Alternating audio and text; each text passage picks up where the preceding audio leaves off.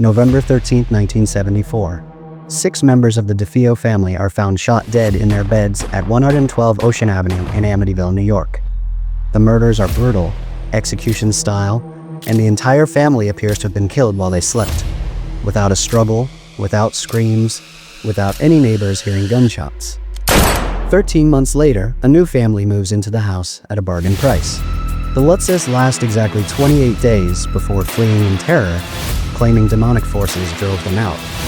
Their story becomes a best-selling book, spawns a horror movie franchise, and turns Amityville into the most famous haunted house in America. But what if I told you that the most chilling part of this story isn't the alleged haunting? It's the confession that came 4 years later from the man who helped create it. Welcome to Sketchy Phenomena. Hit that subscribe button, because what we're about to reveal will change everything you thought you knew about America's most famous haunted house. Most people know the Amityville Horror as a tale of supernatural terror, but the real horror story begins with a massacre that remains one of the most puzzling mass murders in American criminal history. Today, we're uncovering facts that most Amityville documentaries skip entirely, including the deathbed confession that exposed how America's most famous haunting was allegedly manufactured, and the bizarre forensic evidence from the DeFeo murders that investigators still can't explain. Let's start where most Amityville stories rush past, the murders themselves. Because the forensic evidence from that night reveals details so strange that some investigators believe something supernatural really did happen at 112 Ocean Avenue. It's approximately 3:15 a.m. on November 13, 1974. 23-year-old Ronald Butch DeFeo Jr. systematically executes his entire family with a .35 caliber Marlin rifle. His parents, Ronald Sr. and Louise, his brothers Mark and John, and his sisters Dawn and Allison, all shot while lying face down in their beds. Here's where it gets weird. The house should have been filled with screams, running footsteps, slamming doors. But investigators found something that defied explanation. All 6 victims appeared to have been killed without any of them waking up, despite gunshots being fired in adjacent rooms. The .35 caliber rifle Butch used produces a sound level of approximately 175 decibels, equivalent to standing next to a jet engine, yet neighbors on both sides of the house heard nothing. No gunshots, no screams, no commotion whatsoever. Even stranger, all the victims were found in the exact same position. Crime scene investigators couldn't understand how a family of 6 could be systematically murdered without any evidence of struggle, flight, or even awareness. During Butch DeFeo's trial, his defense attorney William Weber crafted an unprecedented legal strategy.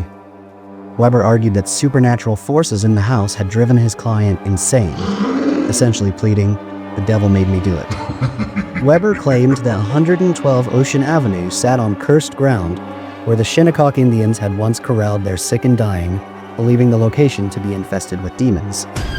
He brought in paranormal investigators and presented testimony about the house's dark history. The jury wasn't buying it. DeFeo was convicted and sentenced to 6 consecutive life sentences. But what happened next would change everything. Weber, bitter about losing the case and his client's situation, began developing a plan for revenge against the system that had rejected his supernatural defense. He would prove that people would believe in demonic possession. He just needed the right opportunity. 13 months after the murders, George and Kathy Lutz purchased 112 Ocean Avenue for $80,000, well below market value due to its gruesome history. They move in on December 18, 1975, with Kathy's 3 children from a previous marriage. The Lutzes knew about the murders, but believed they could handle living in the infamous house. They even had Father Ralph Pecoraro bless the home before moving in. What allegedly happened next became the foundation for the Amityville Horror legend. Strange odors, cold spots, mysterious sounds, objects moving on their own, and an overwhelming sense of evil presence. George claimed he woke up every night at exactly 3:15 a.m., the time of the murders. The family fled on January 14, 1976, after just 28 days, leaving behind all their possessions and never returning. Here's the bombshell that most Amityville documentaries bury or ignore entirely. In the September 17, 1979 issue of People magazine, William Weber wrote, "I know this book is a hoax." Weber revealed that he had met with George and Kathy Lutz after they fled the house, and together they concocted the haunting story. Weber admitted that he, along with the Lutzes, created this horror story over many bottles of wine. But Weber's motives were more complex than simple money-making. He was trying to help his former client, Butch DeFeo, by creating a narrative that supported his original supernatural defense. If people believed the house was genuinely haunted, it might lend credibility to DeFeo's claims about demonic influence. Weber also harbored deep resentment toward the criminal justice system that had rejected his innovative defense strategy. By proving that the public would believe in supernatural explanations, he was making a point about American gullibility and the narrow-mindedness of the courts. One detail that Weber couldn't completely control was Father Ralph Pecораro's testimony. The priest who blessed the Lutz house had his own strange experience during the blessing ceremony. Father Pecoraro claimed that while blessing the house, he heard a voice tell him, "Get out!" He also experienced mysterious car trouble and illness that he associated with his visit to 112 Ocean Avenue. Crucially, Father Pecoraro gave his account independently before Weber's confession became public. This suggests that while the overall Amityville Horror story may have been fabricated, something genuinely unsettling may have occurred during the priest's visit. Even if we accept Weber's confession about manufacturing the haunting story, the original murders still contain unexplained elements that suggest something unusual happened that night. Ballistics experts have never adequately explained how multiple .35 caliber rifle shots could be fired in a residential neighborhood without anyone hearing them. All 6 victims were found in identical positions, suggesting either an incredible level of premeditation or some form of incapacitation that forensic science couldn't identify. None of the victims showed any evidence of fighting back or trying to escape, despite the murders taking several minutes to complete. The DeFeo's dog, which should have barked at intruders or gunshots, was found calm and unharmed, suggesting it wasn't disturbed by the night's events. William Weber's confession creates a fascinating paradox. If he fabricated the haunting story to support his client's supernatural defense, was he actually telling the truth about supernatural forces being present during the murders themselves?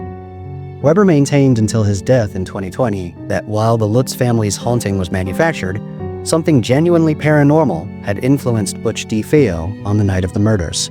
He believed his original courtroom strategy was based on real supernatural phenomena, even if his later publicity campaign was fiction. This creates 2 possibilities.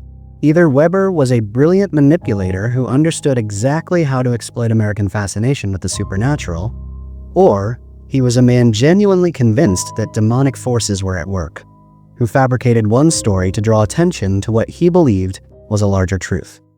Here's something most people don't know. 112 Ocean Avenue has been continuously occupied since the Lutz family fled. Multiple families have lived there without reporting any supernatural activity whatsoever. The iconic eye windows that became synonymous with the Amityville Horror movies were actually removed by later owners, tired of curiosity seekers and horror fans. The house has been renovated multiple times, and its address was even changed to discourage tourists. Current residents report that the house is perfectly normal, with no unexplained phenomena, cold spots, or mysterious odors. This supports Weber's confession that the haunting was fabricated specifically for the Lutz family's story. Weber's confession reveals something profound about American culture in the 1970s. The country was reeling from Vietnam, Watergate, and economic uncertainty. People were hungry for something beyond the disappointing realities of politics and social upheaval. The Amityville Horror provided a tangible supernatural threat that was easier to process than complex social problems. It offered clear villains, demons, and clear victims, an innocent family, along with the comforting suggestion that evil forces were external rather than human. Weber understood this psychological need and exploited it brilliantly. His hoax succeeded not because it was particularly believable, but because people wanted to believe it. Ronald DeFeo Jr. died in prison in 2021, maintaining various conflicting stories about the night of the murders throughout his incarceration. Sometimes he claimed demonic possession, other times he blamed his sister Dawn for starting the killing spree, and occasionally he hinted at mob involvement. What never changed was DeFeo's insistence that something supernatural had influenced the events of November 13, 1974. Even after Weber's confession about the haunting hoax, DeFeo maintained that genuine paranormal forces had been present during the murders. This consistency suggests that while Weber may have fabricated the Lutz family haunting, DeFeo's own experiences with supernatural phenomena may have been genuine, or at least genuinely believed by him. Several pieces of evidence don't align with Weber's complete hoax confession. Father Pecораro's independent account: the priest's experience occurred before any collaboration with Weber and was consistent across multiple interviews. The forensic anomalies: the unexplained aspects of the original crime scene exist independently of any haunting narrative. The medical documentation: George Lutz was treated for stress-related illnesses during his time in the house before meeting with Weber. The timing issues: some of the Lutz family's experiences were documented before Weber claims they met to create the story. This suggests that while Weber may have embellished and organized the haunting narrative, some genuine, unusual experiences may have provided the foundation for his fabrication. So there you have it. The Amityville Horror wasn't just a haunting story. It was a carefully constructed hoax designed by a bitter lawyer who wanted to prove a point about American gullibility and supernatural justice. The confession that exposed the hoax also reveals something more disturbing: how easily our desire for extraordinary explanations can be manipulated by someone with the right knowledge and motivation. William Weber didn't just create a ghost story, he exposed the psychological vulnerabilities that make people susceptible to believing in supernatural explanations for complex human tragedies. Sometimes the most frightening thing isn't what lurks in the shadows, it's how easily we can be convinced that something is lurking there. Was Weber telling the truth about fabricating the entire story, or was his confession itself part of a larger manipulation? Did something genuinely supernatural happen during those 28 days? Or were the Lutzes willing participants in a hoax that got out of hand? The real horror of Amityville may be that we'll never know for certain where the truth ends and the manipulation begins. What do you think happened at 112 Ocean Avenue? Let me know in the comments below, and don't forget to hit that subscribe button for more sketchy phenomena. If this strange tale got your mind racing with questions, you're definitely going to want to check out these videos.